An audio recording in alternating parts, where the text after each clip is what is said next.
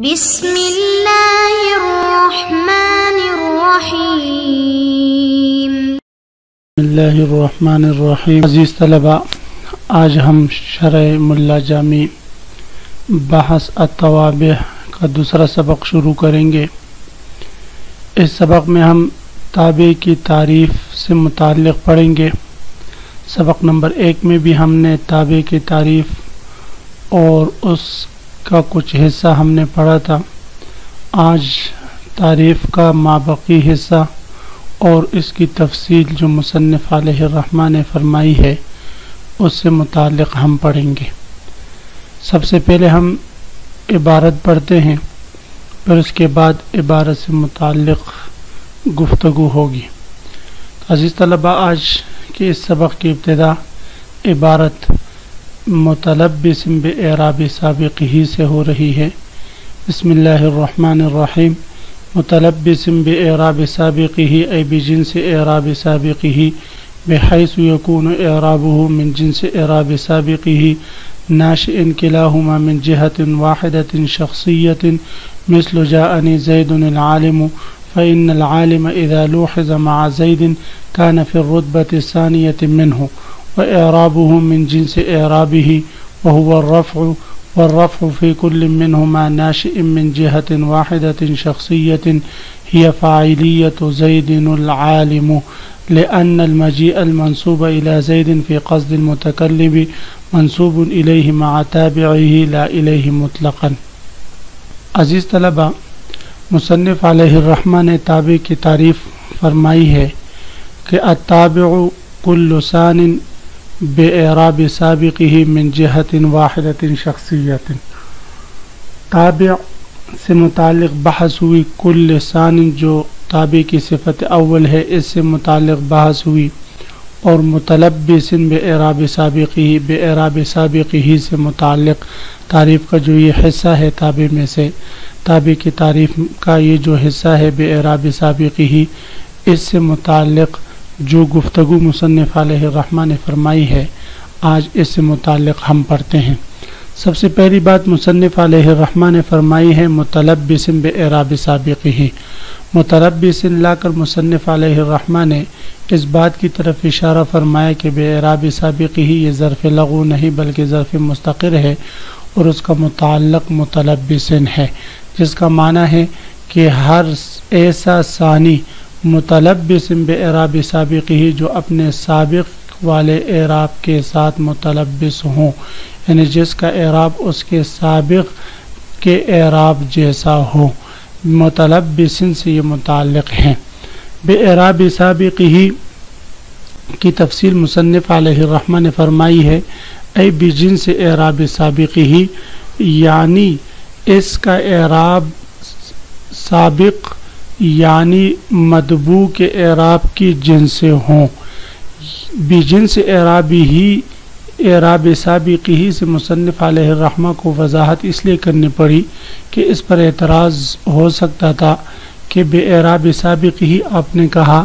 اعراب تو ایک عارض ہے، جب آپ نے کہا تابع کا اعراب اپنے سابق والے اعراب ہوتا ہے،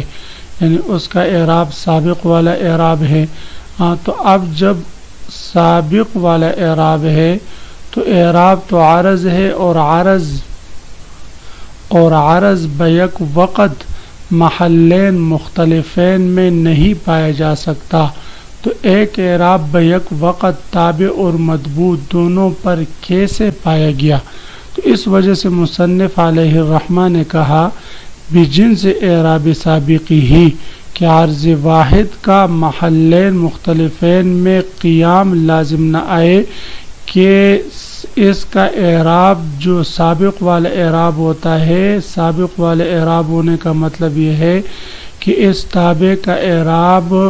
اپنے سے پہلے والے مطبوع کے اعراب کے جنس سے ہوتا ہے، یعنی اسی کے جنس کا اعراب ہوتا ہے، بعین ہی وہ اعراب نہیں ہوتا۔ اب اس کی جنس کے اعراب ہونے کا کیا مطلب؟ تو بحیث یکون اعرابہ من جنس اعراب سابقہ سے اس کی وضاحت فرما رہے ہیں کہ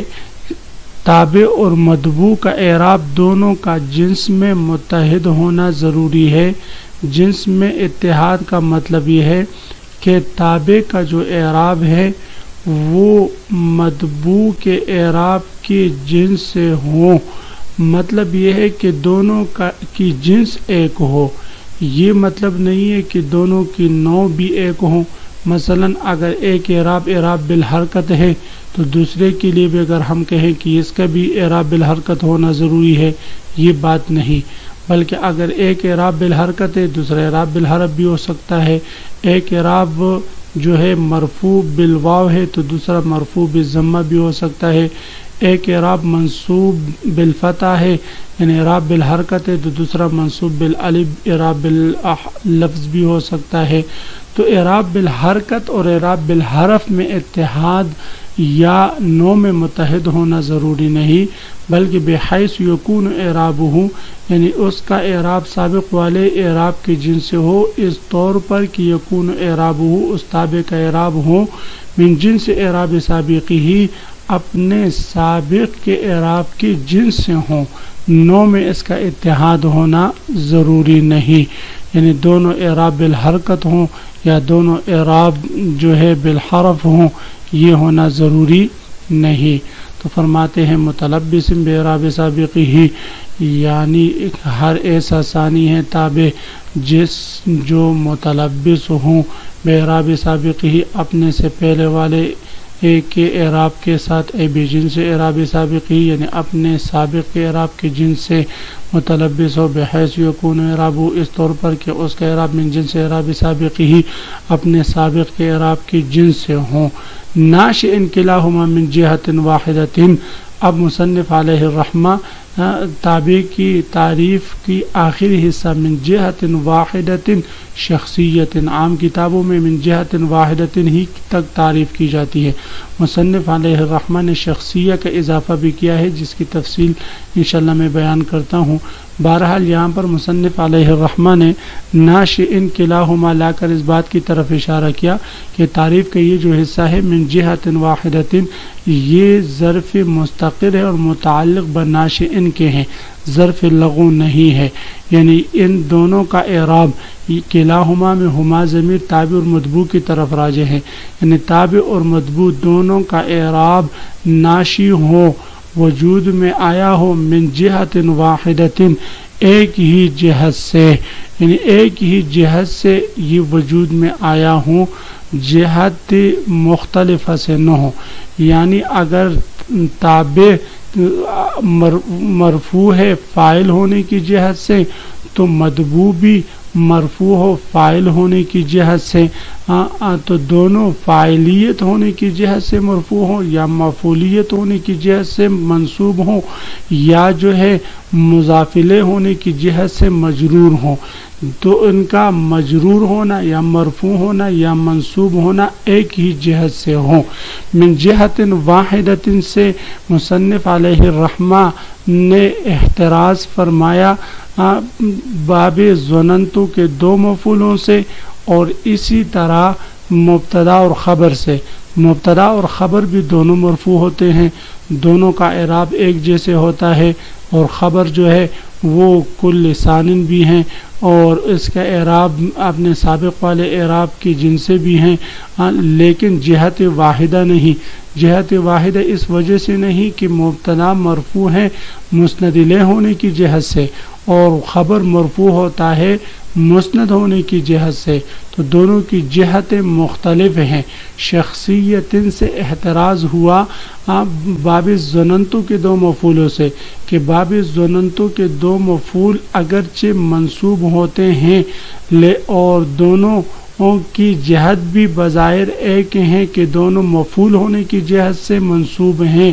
اور دونوں کا اعراب ایک ہے، لیکن وہاں پر شخصیت ایک نہیں. باب ظننتو کے مفعول اول وہ مظنون فی ہونے کی جہت سے منصوب ہوتا ہے اور دوسرا مظنون ہونے کی جہت سے منصوب ہوتا ہے، تو دونوں کی شخصیت الگ الگ ہے، ایک مظنون فی ہونے کی جہت سے دوسرا مظنون ہونے کی جہت سے ہیں. تو اس لیے شخصیت ان کے قید سے اس جیسی مثالیں نکل جاتی ہیں. تو مصنف علیہ رحمہ فرما رہے ہیں ناشئ کلاہما من جہت واحدۃ، تابع کا اعراب دونوں کا اعراب ایک جن سے ہوں، اس طور پر کہ تابع اور متبوع دونوں کا اعراب وجود میں آیا ہو، ناشئ ہو من جہت واحدۃ ایک ہی جہت سے، شخصیت جہت واحدہ شخصیہ مراد ہے، نوعیہ مراد نہیں۔ مثل جاءنی زید العالم، جیسے جاءنی زید العالم ہے، تو اب جاءنی زید العالم میں جاء فعل نون وقاء یا ضمیر متکلم مفعول به، زید العالم زید موصوف، العالم اس کے لیے صفت موصوف صفت مل کر جاء کے لیے فاعل بنتا ہے۔ تو اب زید موصوف کا اعراب، متبوع کا اعراب، العالم تابع کا اعراب، دونوں کا اعراب ایک ہے، دونوں مرفوع بالضمہ ہیں، اور دونوں کا اعراب جو ہے یہ جہت واحدہ ہی سے ہے۔ تو العالم کا اعراب زید کی جنس ہی سے ہے، اس کا جو اعراب ہے وہ زید ہی کا اعراب ہے، اور پھر دونوں کی جہت واحدہ سے ہے، یعنی زید اگر مرفوع ہے تو فاعلیت کی وجہ سے، عالم اگر مرفوع ہے تو فاعلیت کی وجہ سے۔ لیکن یہاں پر جب ہم نے عالم پر نظر ڈالی اور عالم کا ہم نے ملاحظہ کیا تو اس کا جو اعراب ہے وہ زید والے اعراب کی جنس سے ہی ہے، اور دونوں کا اعراب جہت واحدہ شخصیہ ہی سے پیدا ہے۔ مطلب یہ ہے کہ عالم میں کو جو رفع دیا گیا ہے وہ زید کی بنا پر دیا گیا ہے، اور زید کی طرف جو مجیت کی نسبت ہے وہ مطلقاً زید کی طرف نہیں ہے بلکہ ایسی زید کی طرف ہے جو عالم بھی ہو۔ تو فرماتے جاءنی زید العالم، اس کی مثال جیسے جاءنی زید العالم ہے، فإن العالم بے شک عالم، اذا لوحظ لفظ عالم کا جب ملاحظہ کیا گیا، جب اس پر غور کیا گیا، مع زید زید کے ساتھ اس کے تعلق کے بارے میں، کان فی الرتبۃ ثانیۃ منہ، تو کل لسان میں یہ شامل آتا ہے کہ یہ دوسرے مرتبے میں آتا ہے، تابع کی تعریف اس پر فٹ آ رہی ہے، وَإِعْرَابُهُ مِنْ جِنْسِ إِعْرَابِهِ، بے اعراب سابق ہی کی تعریف بھی اس پر فٹ آ رہی ہے کہ اس کا اعراب سابق کے اعراب کی جنس سے ہیں، وَهُوَ الرَّفْعُ، اور وہ مرفوع ہونا ہے، زید ان میں مرفوع ہے، عالم بھی مرفوع ہے۔ اسی طرح جب ہم نے عالم میں غور و فکر کیا، وَالرَّفْعُ فِي كُلِّ مِنْهُمَا نَاشِئٌ مِنْ جِهَةٍ وَاحِدَةٍ مِنْ جِهَةٍ وَاحِدَةٍ شخصیت کی تعریف بھی اس پر فٹ آ رہی ہے، اس لیے کہ رفع عالم اور زید دونوں میں سے ہر ایک کا رفع جو ہے یہ ناشی ہے من جہت واحدۃ شخصیت، جہت واحدہ شخصیہ سے، یا فاعلیت، اور وہ جہت واحدہ شخصیہ فاعلیت ہونا ہے، وہ فاعلیت زید العالم کا فاعلیت ہونا ہے، لأن المجیء المنصوب الى زید فی قصد المتکلم منصوب الیہ مع تابعہ، زید العالم کا فاعلیت ہونا یہی جہت واحدہ شخصیہ ہے، اس لیے کہ وہ مجیعت جو زید العالم کی طرف منسوب کی گئی ہے یہ محض زید کی طرف منسوب نہیں کی گئی ہے، مطلقاً زید کی طرف منسوب نہیں کی گئی بلکہ ایسی زید کی طرف منسوب کیا گیا ہے جو زید ساتھ ساتھ عالم بھی ہیں۔ لأن المنجی المنصوب الى زید، اس لیے کہ وہ مجیت جو منسوب کی گئی ہے زید کی طرف، فی قصد المتکلم، متکلم کے قصد اور ارادے میں، منصوب الیہ مع تابعہ، یہ زید کی طرف منسوب ہے مع تابعہ، اس کے تابع کے ساتھ ساتھ، لا الیہ مطلقاً، محض زید کی طرف یہ مجیت منسوب نہیں کی گئی۔ عزیز طلبہ، اسی کے ساتھ آج کے سبق کے اختتام ہوا۔ آج کے سبق کا خلاصہ یہ ہوا کہ ہم نے تابع کی تعریف مکمل کی، تمام تفصیل کے ساتھ۔ تابع کی تعریف مصنف علیہ الرحمہ نے فرمائی ہے، التابع کل ثان